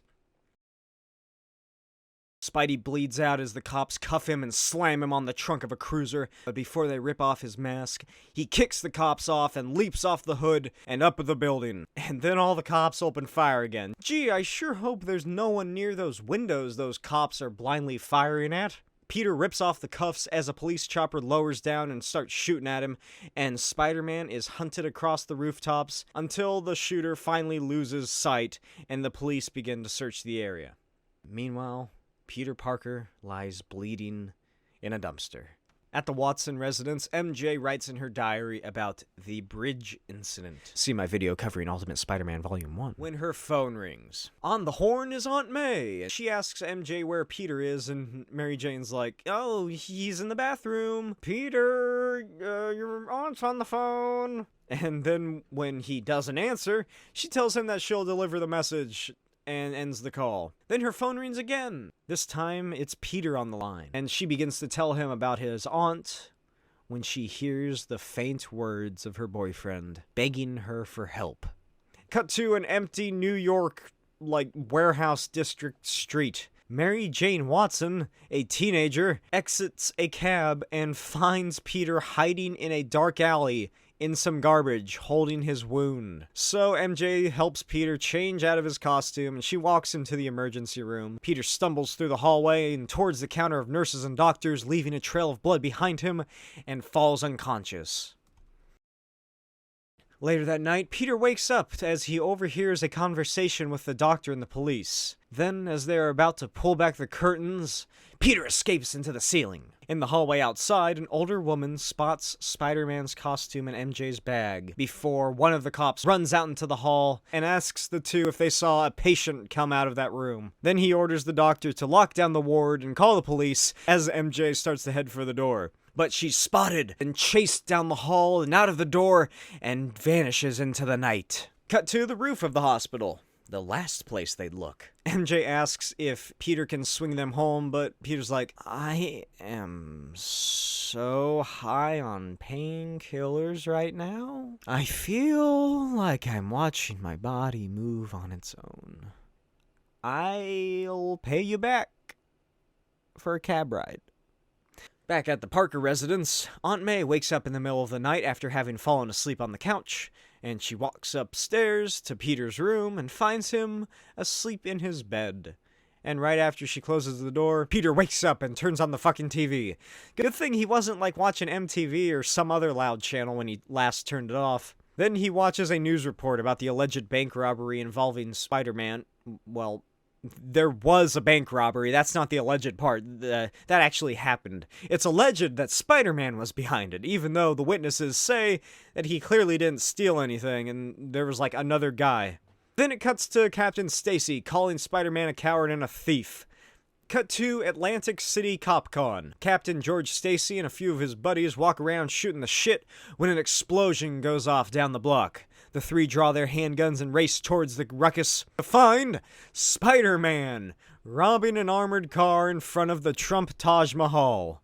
Back in New York, Peter Parker falls asleep in class holding his shoulder and asks if he can go to the nurse's office. He stumbles down the hallway as Brian Bendis writes all of his words and gets to his locker to discover an envelope taped inside. He opens it up to find 11 simple words. Black van in parking lot. I'll take care of the shoulder. Peter opens the door to the parking lot and spots said black van and slowly makes his way towards it. Then the door opens and inside is Janet Van Dyne, aka the Wasp. She informs Peter that Nick Fury sent her, and so Janet checks his wound and asks him a question that I'm not even going to try to pronounce, and Peter's like, I got bit by a spider. Then Janet gets out a giant syringe and injects it right into Peter's arm and then puts on like a little Hello Kitty bandage. Cut to Gwen, Peter, and MJ walking. They use Bendis speak, which is repeating the same dialogue over and over.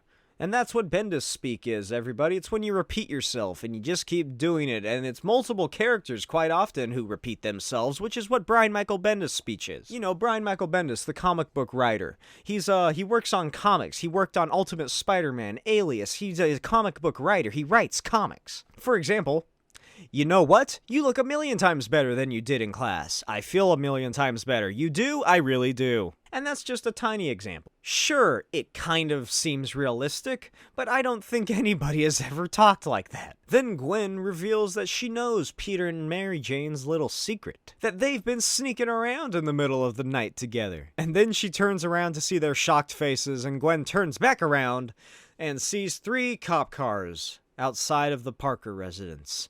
And Peter's like, no, not again, and takes off. He runs to the door and discovers Aunt May sitting with the 2 cops from the convention. Then MJ and Gwen come through the door. The 2 police get up with Aunt May and give Gwen her father's badge. Flashback time. Ben Urich interviews Dr. Evil about what happened in Atlantic City. Basically, Captain Stacy and the 2 cops attempted to arrest quote-unquote Spider-Man when he took off, causing them to open fire, obviously, and a bullet hit the Spider-Man's backpack, causing it to ignite. So he tossed it off the roof towards a midget with a corn dog, and George Stacy leapt for the little person and literally tossed him through the air. Then he slammed into a cop car, and the flaming knapsack landed right in his lap on his sack. And I think you can figure out what happened next. If you can't, I'll give you a hint. It's not an open casket funeral. In present day, Peter and MJ and Gwen sit atop his roof. Peter retells her Ben Urich's retold story, and Peter's like, you know, they say it wasn't the real Spider-Man. It was someone impersonating. But Gwen just stares at him, and then asks the 2 if they can leave her alone. The next day at the Bugle, Peter asks Robbie why Ben is in such a rush, and Robbie tells him that the Spider-Man impersonator is in another standoff, because he just isn't very good at robbing, apparently. And when Robbie looks back up, Peter's gone. Spider-Man swings through the city and over a police barricade and smashes through the window where Spider-Man holds a woman hostage with a taser? Meanwhile, at home, Aunt May calls Gwen scumbag of a mother and tells her that her husband's dead, and was wondering when she was going to come pick Gwen up. And we don't see what Gwen's mom says, but Aunt May tells her, but you're her mother. I can't imagine why you would, before she's hung up on. Back at the bank, the hostage situation continues. I'll do it. I'll kill this dumb broad right here in front of everyone. I'm not scared of you, so crawl the fuck away. I mean it. See, Zack Snyder should direct the next Spider-Man movie. Spider-Man whips the taser out of Spider-Man's hand and kicks his own ass. Brutally. Like he grabs the fake Spider-Man by the back of the neck and donkey punches him into a wooden counter. Then fake Spider-Man, who somehow also has web shooters, shoots a web at the real Spider-Man, and Spider-Man fights Spider-Man until he unmasks Spider-Man to discover it's just some guy. That's right. Just some guy. We never learn where he got the suit from. Where he got the web shooters from? Nothing. Nada. Zilch. Spider-Man continues to beat the ever-loving shit out of some guy for killing Captain Stacy until he realizes he's strangling some guy to death and stops.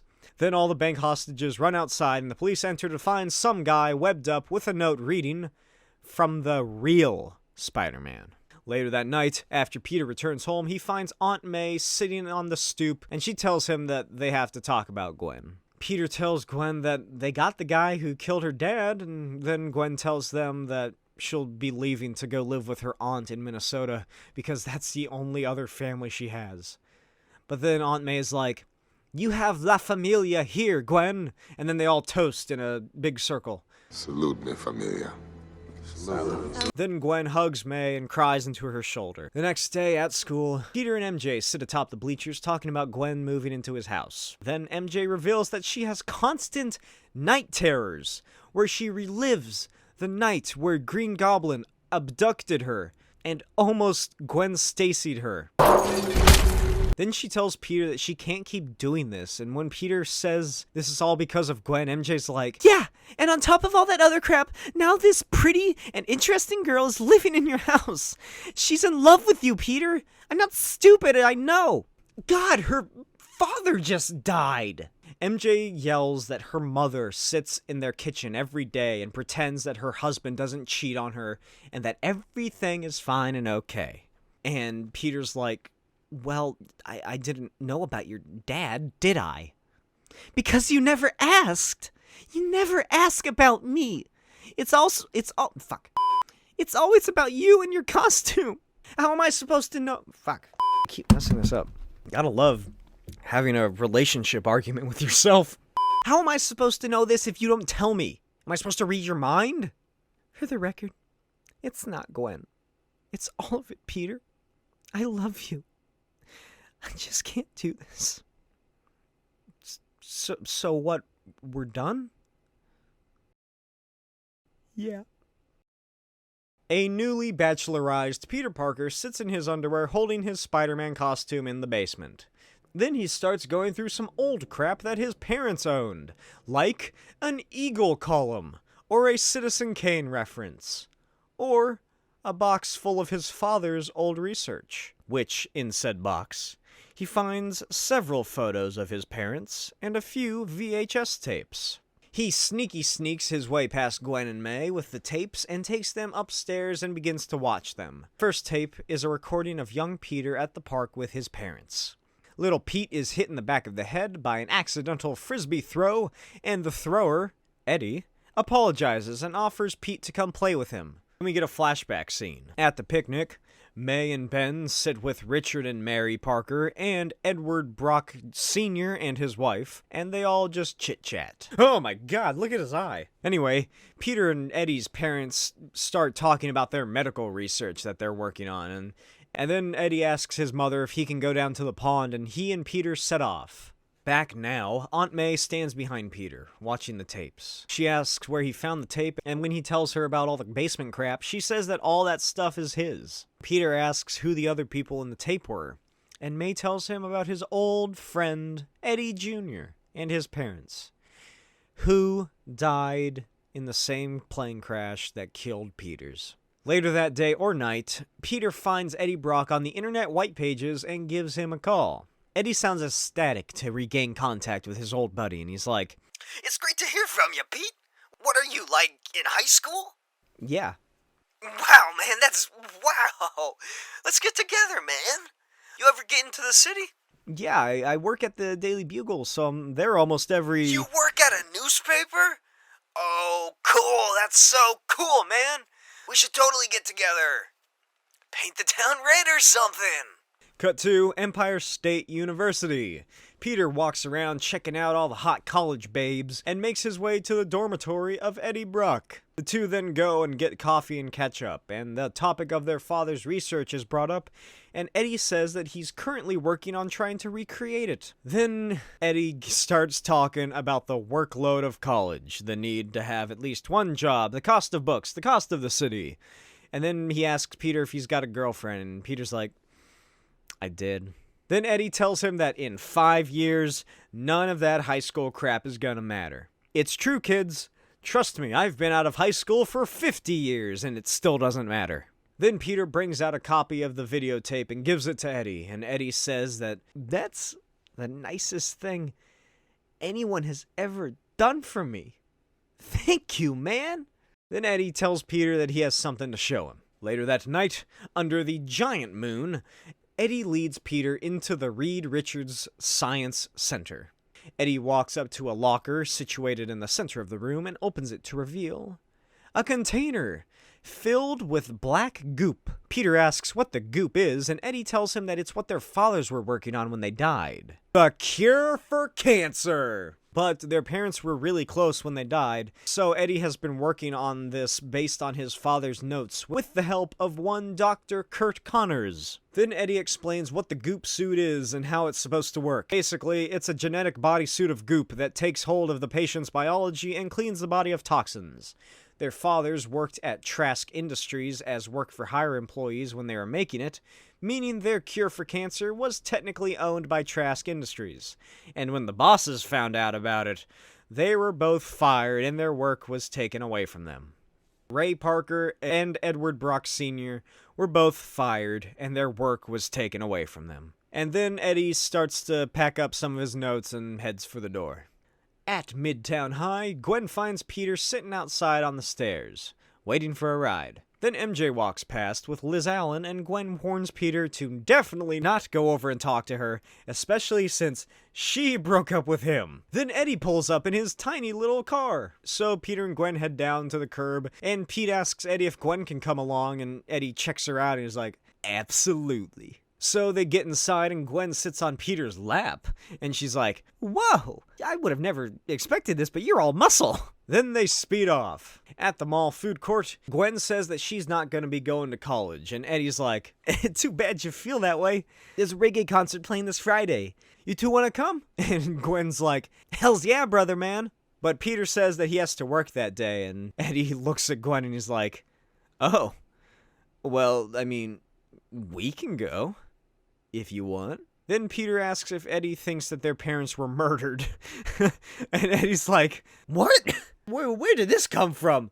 Just because our parents were heading for a lawyer to sue Trask Industries when they died doesn't mean anything. And Gwen's like, what the hell are you two talking about? Later at the Parker residence, Peter looks through his father's notes and watches an old For Your Consideration presentation about their cure for cancer when the tape cuts. Until the lawsuits end, until I know who I can trust, here I am, sitting on my hands. Lawsuits. God, this isn't what I wanted.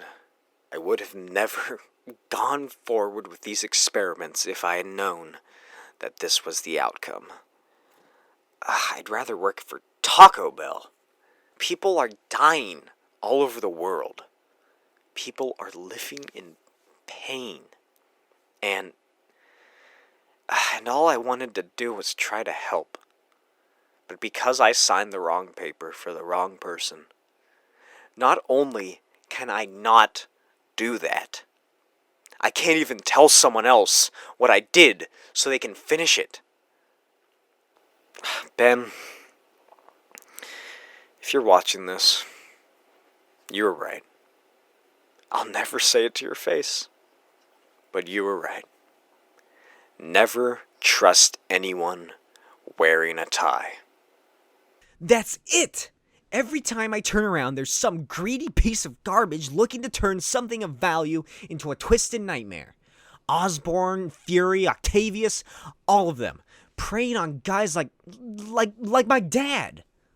They took it all away from him. Well, I'm taking it back. I'll finish what he started. I'll do my own tests. I'll do it myself. Peter swings past the giant moon and over the reggae concert and sneaks into the Reed Richards Science Center. Then he opens up the goop jar as Gwen and Eddie chill out to some reggae.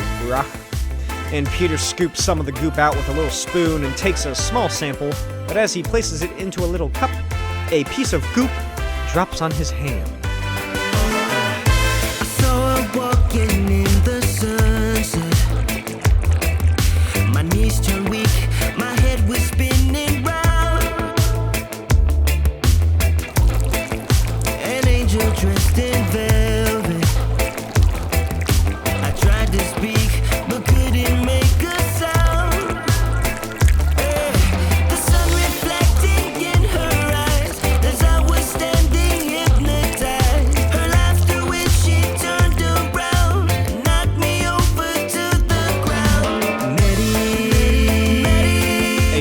bubbling mass of black goop lies on the lab floor, and then a hand crashes out of it, and a black form slowly rises. Then Peter looks down at his new goop suit. At some later date, a star gets in her limo and finds 3 armed men in scuba suits with tasers. Then the limo speeds away, and the ransomers call for a ransom when a whump comes from the ceiling. And Spider-Man rips the roof off, and he's like, "Whoa, a limo? Is it prom season already? Prom season? Limo? No? Nothing? Yeesh, tough limo." Then one of the guys shoots a gun into Spider-Man's shoulder, and Peter's like, "Not again!" But the goop suit pops the bullet out, and he shoots some goop at the hostage takers and commandeers the limo. And to stop the annoying pop star from screaming, he whaps his goop on her mouth for good measure. Due to the limo driver's current unconscious state, his foot is still on the gas, causing the limo to fly towards a school bus. Spider-Man slams the driver's face onto the brake. I feel like he could have just used his foot. That's kind of mean. The limo screeches to the halt right in front of the bus, and Spider-Man climbs out, helps the girl out of the back, and leaps away. Then he swings over the city and thinks about how badass this goop suit is when he spots a police convoy screeching downtown. It's full-on blues and twos, baby. Cut to a bank robbery. The Shocker shoots some police with his vibra guns when Spider-Man drops down from behind him. Shocker shoots him, and the suit, it sort of like vibrates a little bit, and then stops, and Spidey's like, "Oh, that was actually quite relaxing. It was like a full body massage." Then he kicks Shocker into a cop car and leaps away. Elsewhere in the city, Spider-Man arrives after a laundry stick-up left a father shot and dead. Then he chases the mugger down into a dark back alley warehouse. The mugger hides in the darkness as Spider-Man stalks the shadows. He attacks and throws the man into some boxes, grabs him and screams, "There's nowhere on Earth you'll be able to hide from.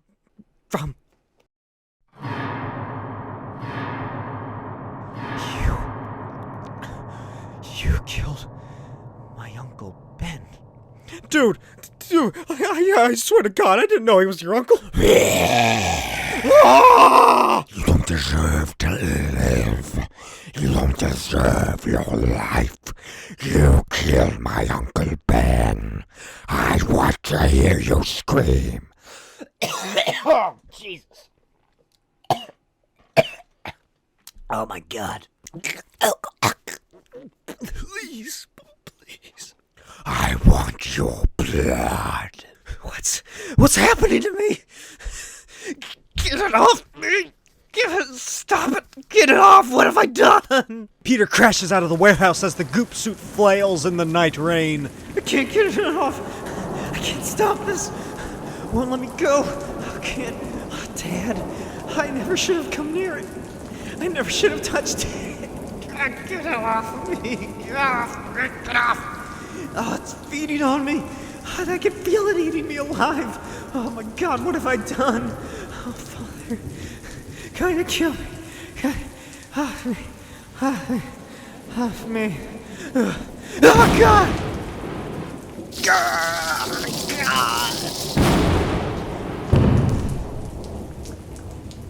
Meanwhile, at Eddie's dorm room, Eddie is giving Gwen his spiel about how high school doesn't really matter, and Gwen smirks, and Eddie's like, "Hey, what? Peter told me you told him that too. What is that, your shtick?" Maybe. Is it working? Then Eddie leans in to kiss her, and Gwen's like, "Hey, what the fuck are you doing? I'm 15. What? I thought a girl like you wouldn't care about something like that. Age is just a number. I mean, you came here to my dorm and all." "Yeah, to hang out." Fucking tease. Then Gwen puts on her coat and slams the door, and Eddie's like, "They're all the same!" Then he turns on the TV and finds a news report about Spider-Man fighting the Shocker, and Eddie recognizes the goop suit and races towards the... Wait, what building is this? What is wrong with this panel? There's no letters on the sign, and look how small the moon is! Eddie runs into the lab and finds someone at the locker with the goop, and Peter turns around. Eddie looks up to the skylight and sees the goopy foot and handprints and notices Peter's lack of shoes. And Eddie's like, "What did you do?" Peter tries to tell him that the goop thing is uncontrollable, and if it is, they definitely don't have the ability to contain it. Eddie curses him and tries to grab the goop jar when Peter grabs his coat and lifts him into the air and puts him back down, and Eddie's like, "You're Spider-Man. You're a mutant!" Peter tells him that he's not a mutant, and that they have to destroy the goop as he holds the jar with his tiny little hands. Eddie demands to know what's going on, or else he's gonna call the cops. So Peter retells his story from the last issue, and Eddie just stares at him. Then this page happens. If you think this is too much nigh prose to be in a comic book, I'll challenge you, I guess, to go read Batman number 663 by Grant Morrison, which is, I guess, a comic. It's a short story written entirely in prose form. It's pretty good. There's like some really weird computer-generated Batman characters that are very off-putting, but it's a really good story. You should definitely read it. I'll cover it sometime if I ever do Grant Morrison's Batman run, which I most likely will because I love Grant Morrison. Eddie then tells Peter that the goop is all he has left, and Peter tells him that it's too uncontrollable and that he's going to destroy it. And Eddie tells him that there's nothing he can do since he's Spider-Man. And Peter apologizes and says that no one else knows he's Spider-Man, a lie. And that's how much this means to him, that Eddie trusts him on the goop topic. Then he and Peter smile at each other, and Eddie gives him like a head nod and then takes off to swallow this goop load that was just dropped on him. So Peter leaves this unnamed building and climbs a nearby smokestack, a la the Clone Saga, everyone's favorite Spider-Man story, besides One More Day, and drops the goop into the fiery pits below. Then he heads home to find Gwen in the living room, and she tells Peter that Aunt May is at like a PTA meeting or something, and then Gwen tells Peter about Eddie coming on to her, and Peter's like, "Look, that doesn't mean he's all bad." But Gwen's like, "Trust me, he's a bad guy." Flashback time. After Eddie left the lab, he acted like he walked down the hall, but really just hid out there for like a minute or so until Spider-Man left. Then he went back to his locker and discovered that Peter really had stolen all of his goop. So he just went around to the other side and opens another locker with another sample of goop and dips his hand inside. Later in the night, Peter has a nightmare about the goop suit going rogue and heads next door through the rain and taps on MJ's window and meets her in the garage. Mary Jane asks if he's okay, and Peter says that he made a big mistake. Then he asks if she misses him, and if she says no, he promises he will never bother her again. MJ tells him that of course she misses him. And then she brings up Gwen and Eddie, and Peter's like, "There's nothing going on between me and Gwen. Are you seeing anyone?" "Yeah, Liz Allen." "Really? You wish." Then Peter tells her that he almost killed someone when he lost control, that he misses her, which kind of sounds like a threat. And if he had known about her parents and stuff, he would have been there for her. Then he asks if she would want to just sit down sometime and talk about it, and that he wants to be there for her. There's nothing going on with me and Gwen. The reason nothing will ever go on between me and Gwen is because I'm not in love with her. And the reason I can't sleep, the reason I'm here in the middle of all this, is because I'm in love with you. MJ tells him that she's scared, and that this isn't a normal life. Then she falls short of her words, turns around, and waits for Peter to leave.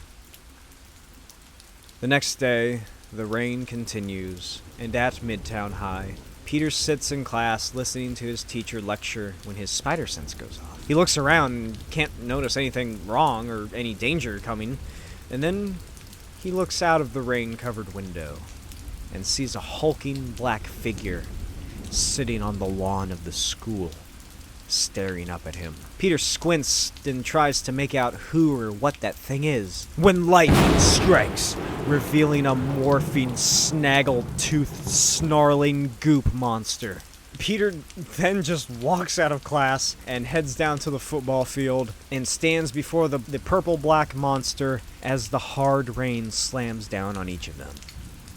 You shouldn't have lied, Peter. Eddie? Our fathers died to create me. And now you will too. Eddie, please tell me you didn't do this to yourself on purpose. Then the vicious, bitter goop monster, who I'll call I don't know, Venom. Let's call it Venom, just because of how much venom he has for Peter Parker. That's a good idea. I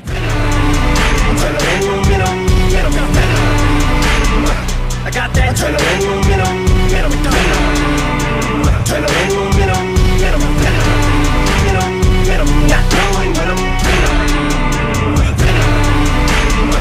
I got that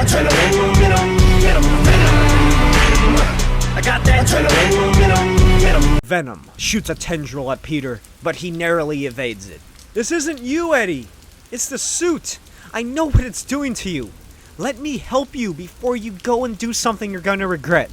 Our parents died to Just play the first one. I can't do it.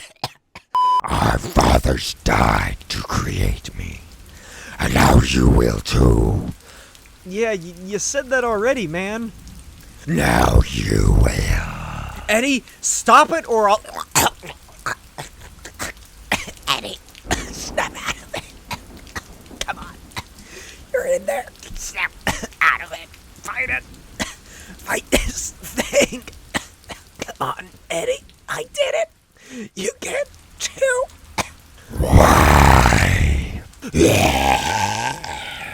Peter is thwacked by a tendril onto the flooded grass, and Venom turns and stares at him with giant, emotionless white eyes. Then Peter, realizing that he can't fight this giant monster on the football field, runs into the city. Venom swings above the rooftops like the boogeyman as Peter hides in terror. Then Venom swivels its head and spots him, and the two collide midair. Peter is grabbed by the throat as the two fall off of the roof, through the power lines, and onto a car, which crashes into a building. Peter runs up to Eddie and finds him semi-conscious and calling out to Peter when his spider sense goes off again, and Venom attacks and engulfs Peter in goop. How does it feel? Look at you now, a thief and a liar. You knew Parker. You knew my father had created. My father was a genius. He needs you. He needs you to survive. He needs you more than me.